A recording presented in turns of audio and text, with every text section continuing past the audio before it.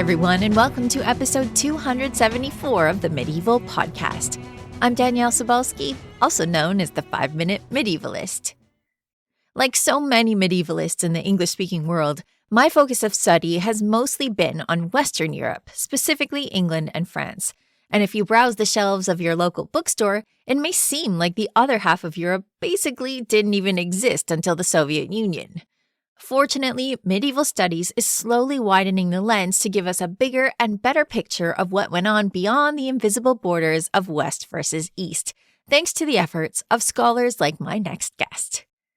This week, I spoke with Dr. Florin Curta about Eastern Europe in the Middle Ages.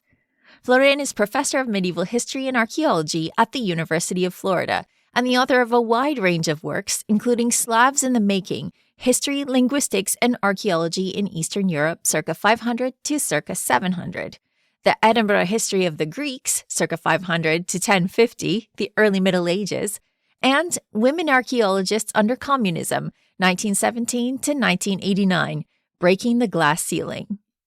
His new book is Medieval Eastern Europe, 500 to 1300, a reader.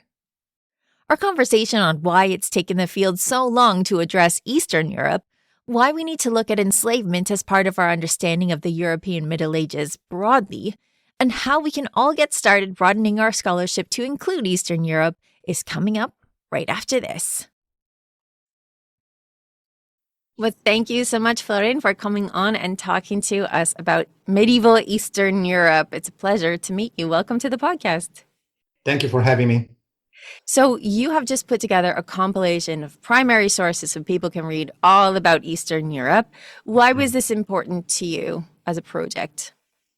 At least three reasons, if I may. There may be more, but for the moment, top of my head. The first one is that I introduced many years ago a course, the undergraduate level at the University of Florida, on medieval Eastern Europe, Eastern Europe and the topic, the medieval history of that region that were completely ignored at that time, not just at this university, but nationwide. There was no textbook. I just finished writing one. So just to give you a sense that this is just the first phase. You teach it having a textbook, but if you don't have a textbook, then you rely on articles by scholars. The only problem, of course, is there are secondary literature. You need the students to engage with the primary sources. So I began to actually look around what would be the texts that are available. And to my great surprise, there were a few, but not too many. And I decided, somebody needs to do this. And I was waiting. Nobody was doing it. So I decided, it's time I do it. This is the first one. The second one is that the collection of texts, I'm sure you actually looked over the contents, and the way I arranged them is a consequence of the experience I gained teaching that course over the years. By now I cannot count how many times I taught it. It must be over 10 times. But in the process, I realized that students are interested, of course, in the narrative, in the chronological sequence, but they're very interested in topics. In other words, they would like to know something about writing strategies, something about literature, something about art, something about heresy, something about gender, etc., etc. So I try to combine the two, having, as you remember, the first part of the book is actually the text arranged in a chronological order, and the second part is in a topical way: economy, society, church, law, etc. And the third reason for this is that it used to be a tradition that you are established as a scholar in the medieval studies and you have to publish a translation of some important source. I never done that. And because I work on a region that actually has or requires rather competence in multiple ancient languages, medieval languages, Old Church Slavonic, Greek, Latin, to some extent Arabic too, it was impossible for me to choose one particular source to actually do it. So I decided to actually rely on other people's translation, but when not available or stumbling upon the problems of rights, of permission, I did it myself, not from Arabic, I don't know that language, but from all the others. Right. Well, when I came up in medieval studies, everything was England and France, and that suited me because those were the languages that I knew. And for me, it always seemed like studying Eastern Europe, there was a language barrier. Do you think that's the reason why it has been mostly ignored, that people don't know these Eastern languages? Yes and no. Scholars in the area. So I became involved in lots of projects over the years on this. It became my pet project, if you want to say, to actually make it known and make it popular, at least in the United States. Needless to say, I developed a mammoth bibliography, which is now online at Brill, on everything published on the history and archaeology of Eastern Europe, from the Czech lands to the Ural Mountains and from Finland to Greece. The chronological coverage of that will be 500s to 1300s. And it's over 80,000 titles by now. Articles, books, chapters, theses, dissertations, anything. And you'd be surprised how many titles are in English or French or German. In other words, languages that scholars on this side of the Atlantic Ocean should read. Mm-hmm. There's a very interesting aspect here. Most people, especially in the last, I say 30 years or so, maybe more, before the fall of communism, scholars, archaeologists, and historians on the other side of the Iron Curtain realized that publishing in their own respective national languages, Hungarian, Romanian, Bulgarian, or what have you, they would have a restricted audience. So sometimes, most of the time, they'll publish the article in the original national language, and then its translation into English or French or German. So to say that there's a linguistic barrier is actually to avoid the main question. Okay, so you don't read the Bulgarian or Romanian version of the article. Why don't you read the translation to English? Now, not all the time those are good translation, but access to the information necessary there is provided. So I'm not sure it's just the language. It's the most often invoked reason. But I think there is much more there. I don't know if you want me to open up right now this topic or... Sure, let's go for it. Why are people ignoring Eastern Europe? I think that's the models created. You mentioned that when you got interested in medieval studies of all France and England, and you're right, that was the historiographic tradition on the studies. That's where the studies, well, you add Germany to that, where the models were created for understanding how society worked, what was significant, what were the engines, and so on and so forth. To some extent, that was extended into East Central Europe. In other words, the idea was that after year 1000, give and take, that after the conversion to Christianity, all those elements of this cultural and political kit migrated or was transmitted or expanded, whatever you want to put it, from the core area of Western Europe to the east, Poland, Hungary, and to some extent, Bohemia as well. Beyond that, of course, there are other issues, and people were more or less reluctant to actually apply the same tools to that area. It turned out that research done in the last half a century or so has proved that some of those models imported from the West do not work there. So there are differences, there are also similarities, of course, but I don't know how to put it. It's easier to measure one's identity when you take a term of comparison, something far away. We're talking about Kalamazoo earlier on before we started, and there were sessions at Kalamazoo on the Middle Ages in Africa. Mm-hmm. A comparison between, say, knighthood in Western Europe and the Japanese samurai. Mm-hmm. There was very little interest in actually comparing Western Europe with the stuff next door. It's true. Yeah. And that, I think, is because without even knowing, people realize that it may not work. It may work when the difference is stark. You can actually create a contrast. Mm-hmm. So I'd say compare and contrast, right? That's actually the easiest way to do it. But when things are messy, some things are alike, some things are not, it's not that easy. So, long story short, I think that there are many more other reasons for that. Let me cite another one. For the earliest period, for the period before the year 1000 that I mentioned, is roughly the beginning of Christianization and adaptation to supposedly Western models. There's a lack of written sources, especially native ones, of course. So you rely on archaeology a lot more than you do in Western Europe. The situation changed, of course, in the last 30 years or so. But at the beginning of the story, which is what we discuss here, it was also a reluctance that was based on disciplinary boundaries between history and archaeology. Yes, I'm starting to notice those boundaries are coming down, which I love to see because it's making it better for everyone. Have you noticed that? Yeah. Have you noticed that there is a rise in interest in Eastern Europe now that there's more change happening? Yeah. So many years ago, I started a collection. I was invited to be the editor of a collection at Brill, East Central and Eastern Europe in the Middle Ages, 450 to 1450. Halfway through, I decided it's too much for me to handle alone. So now I'm not the editor-in-chief, I'm the co-editor. I have a colleague, Dusan Zubka from Comenius University in Bratislava. He's a historian, especially for the later part of the interval covered by the series. And I'm the one that actually deals with the early part, archaeology, that kind of stuff. We are about, I think next year we're going to have volume 100 of the series. Everything that you can think of just came out, a book on marriage in Poland. We had another one on the narratives about the Middle Ages in Bulgarian historiography. There are books on archaeology, there are books on women, there are books on children, and so on and so forth. Meanwhile, there are two other series that have started. One at Arc Humanities in Leeds, which is pretty good. There is an explosion of interest in this area. And I think it has something to do, of course, with the political changes currently taking place in that area.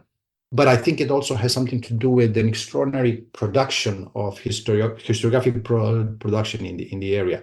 There are a lot of excellent historians in the area that have published, as I mentioned earlier, mostly in their native languages. They would like to be known on the outside. And finally, there is a dialogue, West and East. People are actually saying, oh, interesting in this stuff. So would that work in this context? A truly comparative approach is just about to start. And I think to the benefit of all. Yes, definitely. Well, I was working at ARC, years ago now, and we were very interested when we were acquiring books in ones that were based in Eastern Europe. And I'm not sure where we were in the trend at that point, but it seemed to me that that was where things were headed. And it was good to see because it wasn't something, like we have said, that was, at the forefront in conferences and in publishing 20 years ago. Okay, so when you're concentrating on making sure that people see similarities and differences, what was important to you when you're picking sources for this book? So this book is all primary sources. It's all people from the Middle Ages speaking to us. What was important to you when you were picking this out to show people what's out there? There are several criteria here. Remember, I have done this having in mind the needs of the students, right? So what the students wanted. And evidently, they needed to know the voices of the people in the past. But I wanted them to see a variety of texts. Evidently, we're talking about written sources. This is not a book about archaeology, although there are some images there, some discussion of material culture, but very little in comparison with the amount of information coming from the written sources. But the sources are both narrative and non-narrative. There are legal texts, for example, there are letters too, an exchange between Pope Innocent III and the Emperor of Bulgaria, Kaloyan, so that they would understand how the information is to be extracted from sources that have different angles. And the comparison, for example, would be not just between, let's say, information that we get from a chronicle and that we get from a law code, but comparing a law code in, I don't know, Rus, for example, with the one in Anglo-Saxon England, or a chronicle or annals in Anglo-Saxon England with the Tale of Bygone Years, the earliest primary source for Rus. So there were pedagogical, if I may put it this way, reasons for choosing those texts. I wanted specifically to get them into knowing about what I would call the specifics of the medieval history of Eastern Europe. There's not much discussion of nomads in Western Europe. You cannot have an understanding of what's going on, especially the period, let's say, before 1241. That's the Mongol invasion. You cannot have an understanding of Rus history without the nomads. Absolutely not. So I wanted to actually have them to highlight those things. There's another specifics here that I wanted them to actually be aware of. Whereas much of the discussion of changes in the religious realm in Western Europe is predicated upon debates on conversion, and not just when and how, but who was first converted, how it is spread, and so on and so forth. In Eastern Europe, you have conversion to three religions. I mean, okay, you get Islam in Al-Andalus, and there's some discussion of conversion to Islam in the Iberian Peninsula as well, but that tends to be marginal. It's very interesting that not only is Al-Andalus marginal in Western Europe, although it's westernmost, right? Yes. But it's also marginal historiographically speaking, because indeed the whole question is, again, that model based on France and England could apply to what's going on. Mm-hmm. So it's a very similar mechanism here. But more importantly, in Eastern Europe, you have conversion to Christianity, to Islam, and Judaism. I'm thinking of the Khazars, of course. So once again, the comparison could be done with conversion to Christianity, let's say in Hungary to Scandinavia or whatever, conversion to Islam in Volga, Bulgaria, and Al-Andalus. But there is nothing except, of course, conversion at the individual level in Western Europe for the conversion of the Khazars. So I wanted them to actually do comparison across the continent, but also inside Eastern Europe between those three different polities. Yes. And it's so important because it's something that gets left out, right? People tend to think of the medieval world as monolithic, and it's definitely not. This book gets at that extremely well, I think. So when we're talking about the earliest part of your work in this book, the earliest part of the Middle Ages, in quotation marks, when we're talking about this region, as you mentioned, there's a lot of nomadic people and they leave behind few written sources. So where do you find the sources to tell us about what's going on in this region? What sources do you use for that? For the early part, so let's say, as I said, to give you a sense of what I'm talking about, conversion of Bulgaria, 863, conversion of Rus about 100 years later, conversion of Hungary, 1000. The latest is the conversion, the last bastion of paganism, non-Christianity in Europe is Lithuania. We have to wait for the 14th century for that. Okay. Mm-hmm. So in most of those cases, before the conversion, before Christianity came in with a cultural kit with contained writing, it's very important. Christianity is a religion of the book, like Islam. So writing is very significant, and not just writing in terms of religious terms, all sorts of investigations about one's identity, both at the personal and the group level starts. In other words, historical consciousness starts with the conversion as well, comparing one's life nowadays to the ancestors and so on and so forth. So before that, within those societies, there's very limited use of writing. Speaking about Bulgaria, we do have in the 9th century, so before the conversion, a number of inscriptions in Greek, most of them with Greek characters and in Greek language, but there are a few that are with Greek characters, but in a language that we don't know quite what it was. Turkic for sure, but how to translate, we don't know. Anyway, but those are brief texts. Those are brief texts that do not engage in detail and explanation, so on and so forth.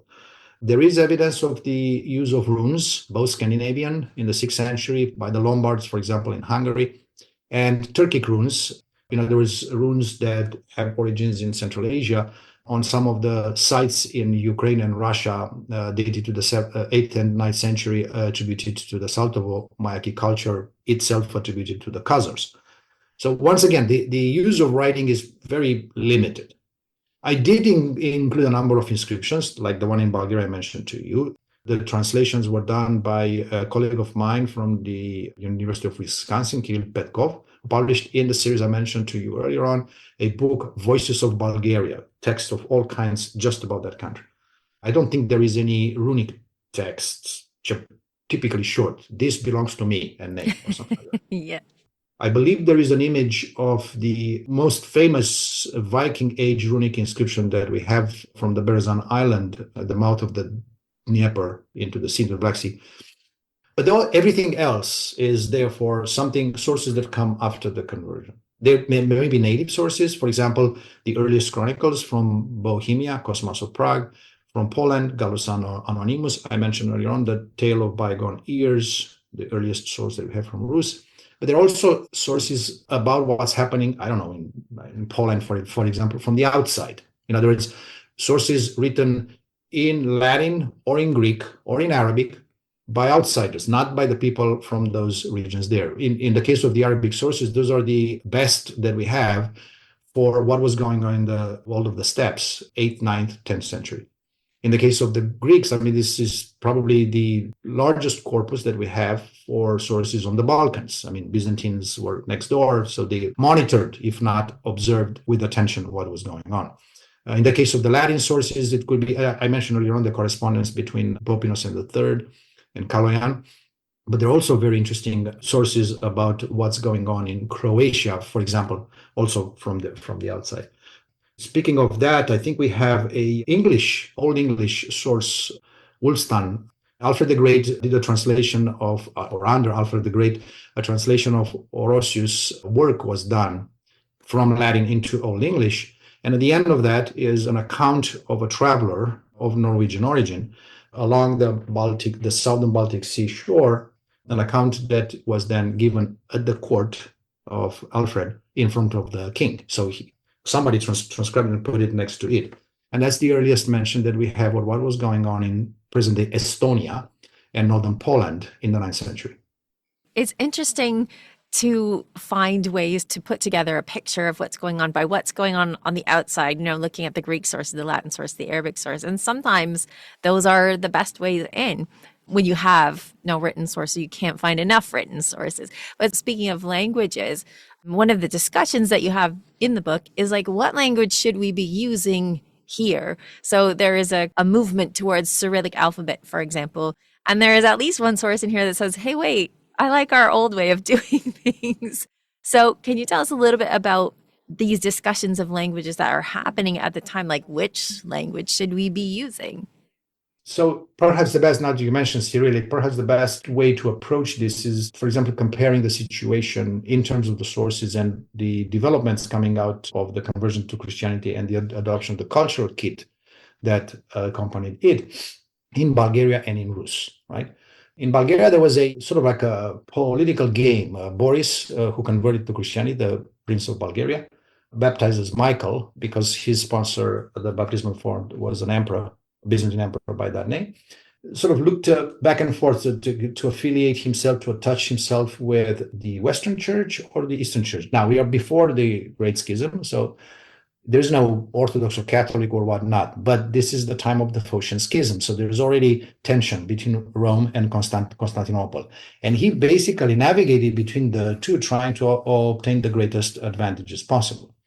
You have Greek clergy coming into the country to start the conversion, then they're ousted because the mission from Rome is coming. So Latin by now it's implemented. Then he turns around and actually under Ignatius obtains an archbishop for his own country. So the Latin clergy is ousted and new clergy comes in. So back and forth, back and forth. It is most likely the basis for him choosing. So he got clearly a church that was more or less, I wouldn't say independent, but autonomous from Constantinople, that he could actually control. But he was still not happy with the fact that this church functioned exclusively on the basis of the Greek language. Exactly at that moment in time, refugees from Moravia, disciples of Methodius, Cyril and Methodius, the two brothers, had to participate in this. Methodius had died. Sventopluk, who was the prince of Moravia at that time, actually threw some of his disciples into jail. Others were sold into slavery, and a few escaped across the Danube into Bulgaria. So Boris said, oh, that's a good opportunity. And that's the moment when he chose it to actually switch from Greek to Old Church Slavonic. It is in Bulgaria that the Cyrillic alphabet, so-called, not because it was invented by Cyril, but because it was named so in his honor. By the time the Cyrillic alphabet was invented in Bulgaria, as I mentioned earlier on, Cyril was long dead. So the Cyrillic alphabet and the Old Church Slavonic culture really started. I mean, the launching pad for that was not Moravia, where the whole business, the whole enterprise began, but in Bulgaria. And not so much under Boris, but under his son, Simeon, in the 10th century. At the end of which, through Volodymyr of Kiev, the conversion happens in the middle Dnieper area, in Rus too. And at that moment in time, of course, a new eparchy, a new diocese, if you wish, of the Patriarchate in Constantinople is created that far north, right? Again, clergymen of Greek origin. All the metropolitans of Rus from this moment until the middle of the 13th century, two exceptions, were Greeks, were not Rus people, no. And one might ask, how does one get from Constantinople in a country in which the liturgy, the services are done not in Greek, but in Old Church Slavonic? How did the Old Church Slavonic get there? There's been a long discussion about this, about how, in fact, precisely in order to distance himself from Constantinople, perceived to be too much of a pressure, not oppressor, because Rus was never conquered by the Byzantines like Bulgaria was, but still, a pressure in a political sense to distance himself from that. Volodymyr and his successors encouraged the service and the books to be in Old Church Slavonic. The version of that Old Church Slavonic is definitely the one that was created in 10th century Bulgaria, is adopted. But as we move from the 10th to the 13th century, you see the reduction of Old Church Slavonic, picking up things that most likely were in the vernacular, Slavic vernacular, as spoken in Rus, not in Bulgaria. And soon enough, you're going to have an independent, I wouldn't call it Russian, because it's not Russian as a language and as an identity is much later to form. But clear East European, Rus in the truest sense of the word, distinct from the rest of the Slavic world. So Languages, as you can see, and scripts are a matter of politics. Mm-hmm. Choosing a language or choosing a script is something that actually, and this is definitely not true only for the Middle Ages. Until 1864, Romanian language, which is a Romance language like French, Italian, and so on and so forth, was written with Cyrillic alphabet characters. Nowadays, it is not, but that's only since 1864. The association between language and script was also not one that was something that actually mattered as much as it does nowadays. There are manuscripts in the Middle Ages, collections of liturgical texts, right? Some in Greek, some in also Slavonic, sometimes even in a language such as Latin, for example. You might think, who's the audience for those books that combine so diverse a collection of studies and languages? Clearly, most people, at least in the area that I'm looking at, were not just bilingual, multilingual. Yes. And it's fascinating to imagine people who are so multilingual that they can take all these texts, bring them together, and expect other people are going to understand because they are also multilingual. But also, as you say, like the political reasons for choosing a language, choosing a script. And I think that you have laid this out as one of the, I was going to say side benefits, as one of the things that comes out of this collection of primary sources. You see this happening where people are choosing their language, choosing their politics, choosing their religion in a way that is thought out. It's not just something that like organically has happened. Absolutely. And I think, does it ever organically happen? That is a different question. But it's spelled out here in a way that I think is very interesting, especially when we are maybe coming at Eastern Europe for the first time if we've never studied this before. So I think it comes out really well. One of the things that you mentioned sort of in passing is that a political enemy was sold into slavery. And I think that this is a really important part of this book as well. So slavery is not only happening in Eastern Europe, it's happening all over the medieval world. But in sources for Western Europe, it's very rarely talked about. It might be in like one source. And here you deal with enslavement directly in many sources, several. So what was your thinking? What was your thought process in putting this in there? Because it is kind of a touchy topic for people and you've really sort of taken it on head on. What was your thinking behind including these sources? Well, you start from the very word. The word slave derives from the ethnic name Slav. It is a direct connection between that. There's some debates about this exactly where that change from an ethnic to a social meaning happened. It must have been probably in the 10th century in Venice. I mentioned earlier on that once Svatopluk of Moravia expelled some of the disciples of Methodius, some were sold into slavery in Venice. And that is the reason for which there is a change in meaning in Latin sources. Classical Latin would have had as slave, the word for that is servus. It is replaced in medieval sources with the word translated into English slave, sorry. And the other term takes a different form, which is the origin of the English word serf, which is a dependent peasant, not a slave, but a dependent peasant.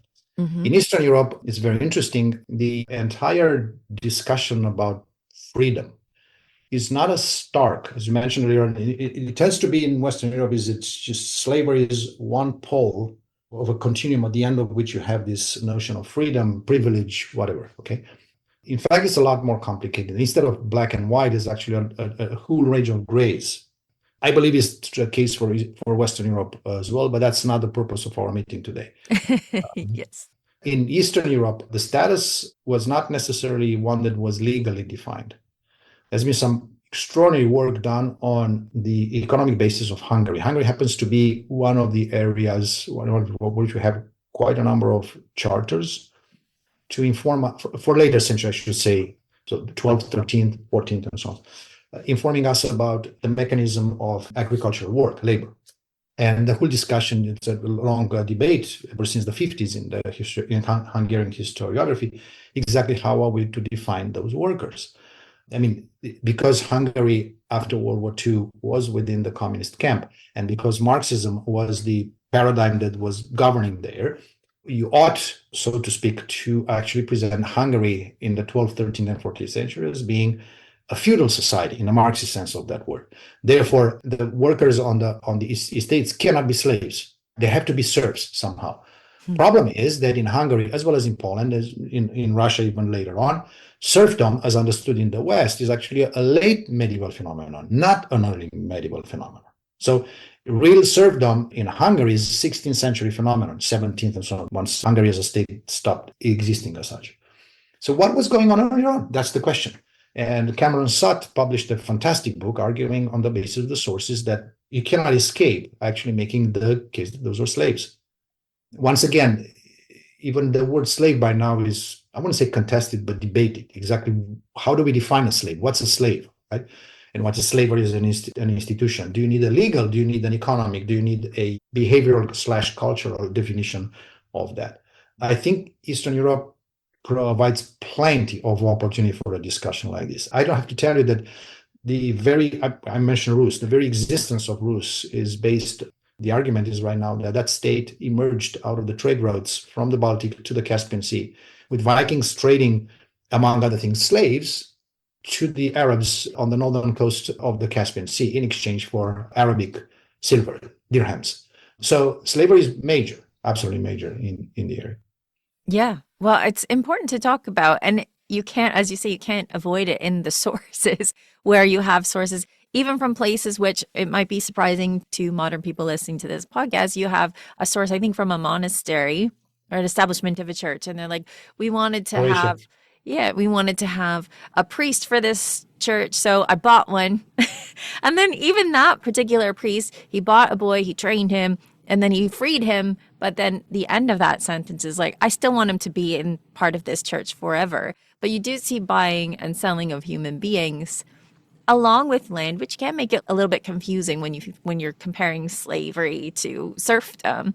But definitely buying and selling of human beings. It's going to be very difficult to make a case for serfdom for the sources such as the cartulary you mentioned, in which we get those informations about what is going on in 11th century Dalmatia, Croatia nowadays.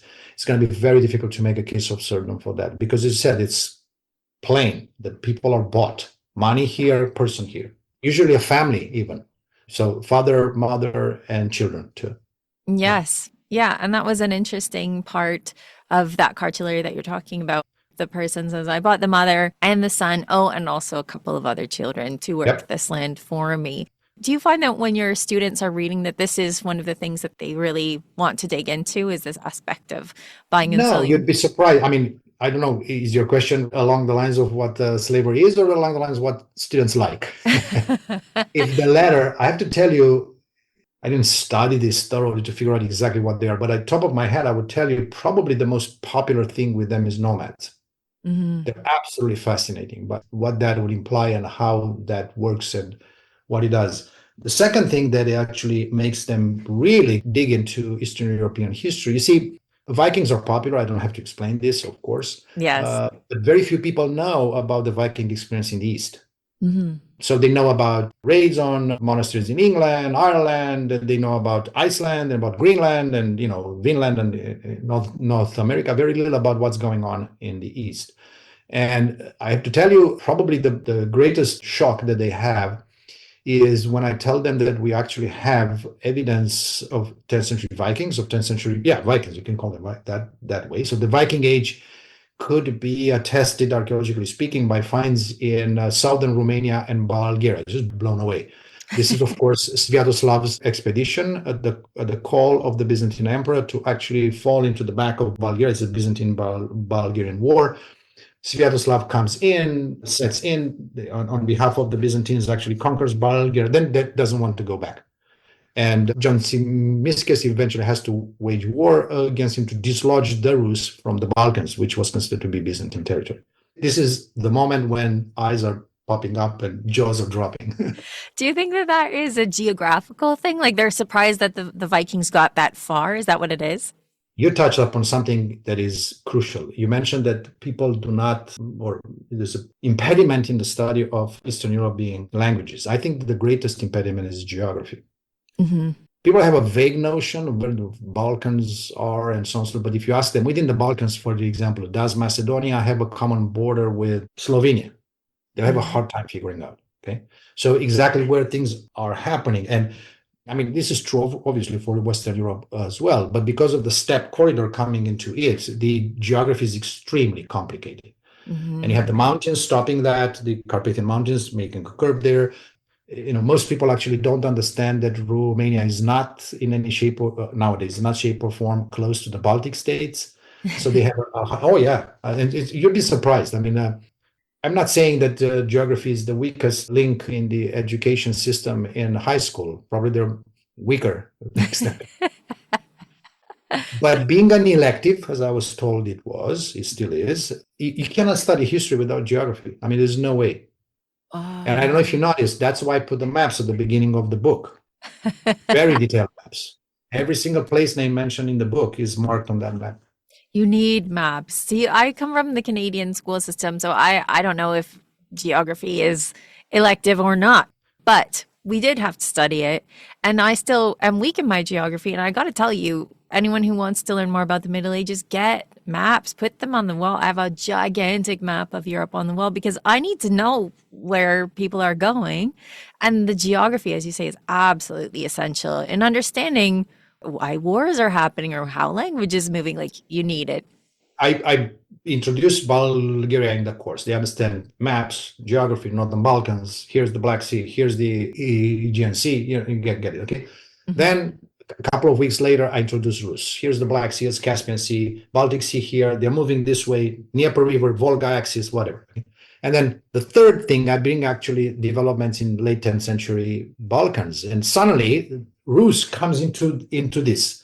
That's because in each one of those cases, they don't make the connection. So they see like a tunnel vision, Northern Balkans, where Bulgaria is taught, and then a separate image of where the Rus is, with no intermediary between them.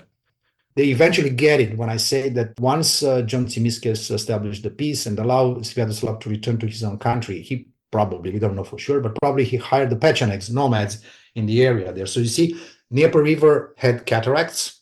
The Vikings could not come down or go up because of that. So they had to actually get on land and move up or down, depending, to pass that cataract zone. That's when they became vulnerable to the nomads. And sure enough, Sviatoslav was ambushed there and killed by the Pechenegs. That's the moment. Yeah, you have to watch out for those portages, right? As soon as you get out of the river, yep. Then you're in trouble. But yeah, geography is essential.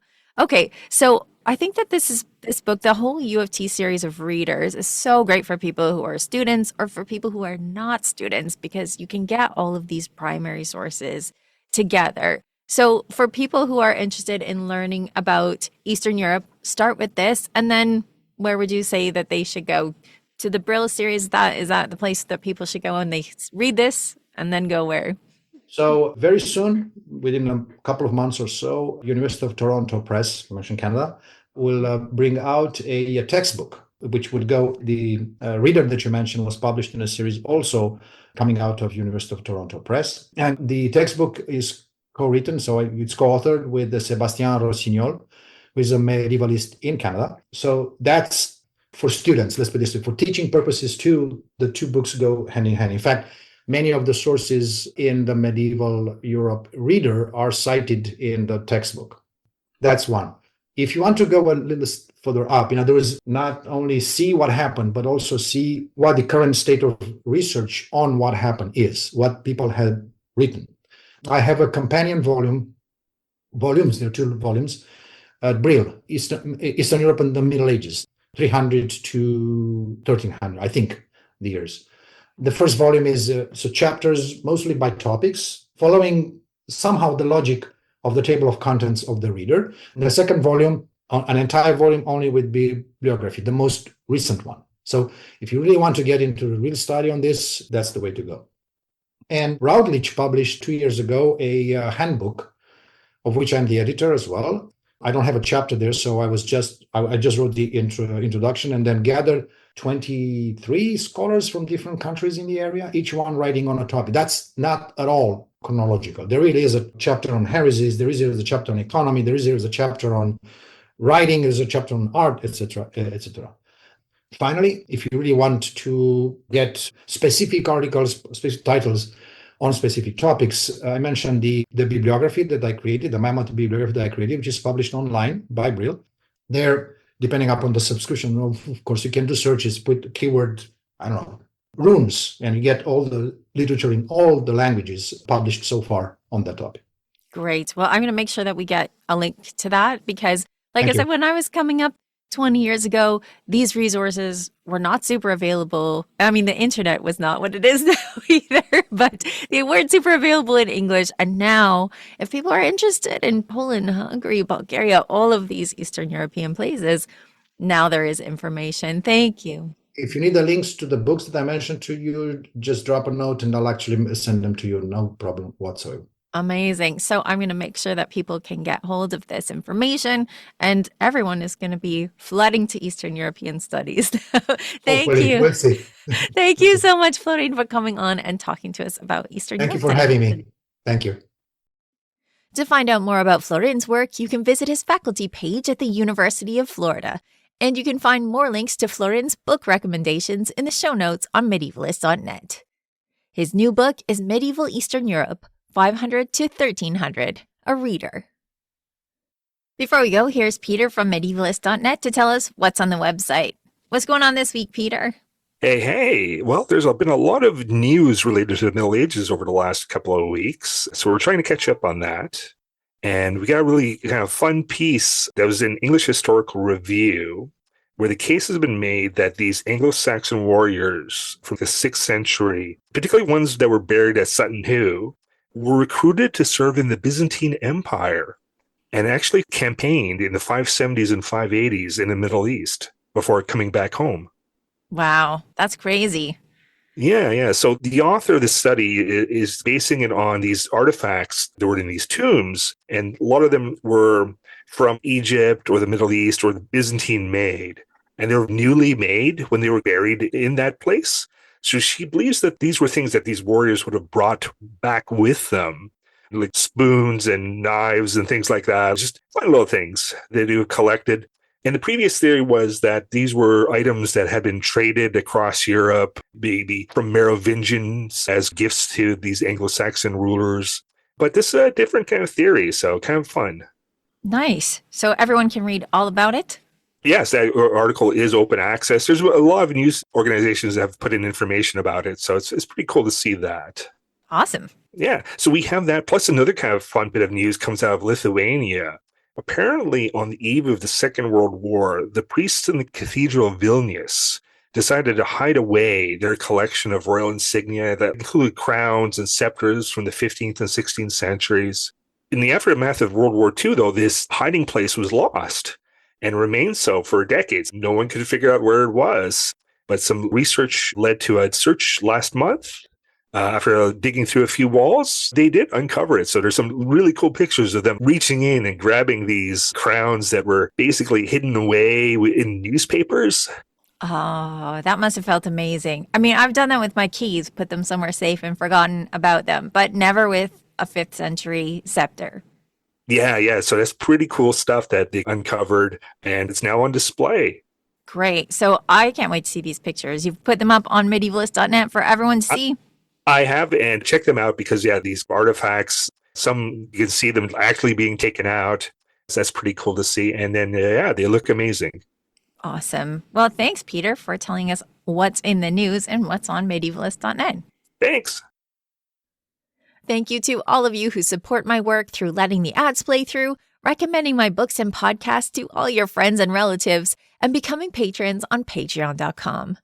Patrons can listen to this podcast ad-free and get monthly curated lists of open access materials, along with all the good karma that patronage provides.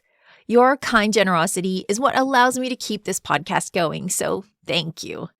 To find out more or to become a patron, please visit patreon.com/medievalists. For everything from the East to Beasts, follow Medievalist.net on Instagram at Medievalistsnet or Blue Sky at Medievalists. You can find me, Danièle Cybulski, across social media at 5MIN Medievalist or 5 Minute Medievalist, and you can find my books at all your favorite bookstores. Our music is Beyond the Warriors by Guy Frog. Thanks for listening, and have yourself an awesome day.